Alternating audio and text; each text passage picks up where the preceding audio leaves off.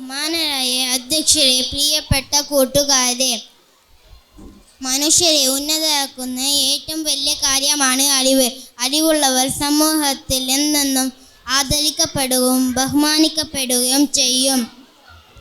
വിശുദ്ധ ഖുർആൻ ഇങ്ങനെ ചോദിച്ചിട്ടുണ്ട്: നിങ്ങളിൽ അറിവുള്ളവരും ഇല്ലാത്തവരും തുല്യരാണോ? ഏത് കാര്യത്തെക്കുറിച്ചും അറിവുണ്ടായിരിക്കുക എന്നത് വലിയ മഹത്വം തന്നെയാണ്. ആദം നബി അലൈഹിസ്സലാമിനെ സൃഷ്ടിച്ച അള്ളാഹു അദ്ദേഹത്തെ സർവ വസ്തുക്കളുടെയും പേരുകൾ പഠിപ്പിച്ചു കൊടുത്തു എന്നും ഖുർആൻ പറയുന്നുണ്ട്. അറിവുള്ളവർ സമൂഹത്തിൽ ഏറെ ആദരിക്കപ്പെടുന്നത് നാം കണ്ടിരിക്കും. അറിവുള്ളവർ മരണപ്പെട്ടാലും അവരെ കുറിച്ച് പറയാൻ ധാരാളം ആളുകൾ ഉണ്ടായിരിക്കും.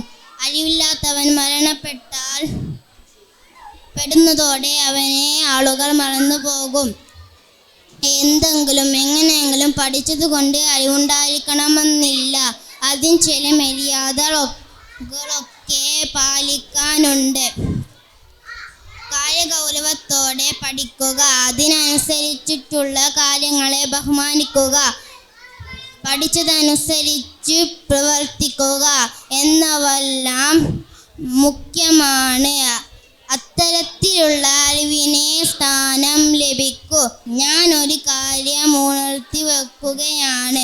നാം ഒക്കെ കുട്ടികളാണ്. പഠിച്ചു വളരേണ്ട കാലമാണിപ്പോൾ. അവസരം ധാരാളം ഉണ്ടായിട്ടും നാം അതൊക്കെ ഉപയോഗപ്പെടുത്തുന്നില്ല.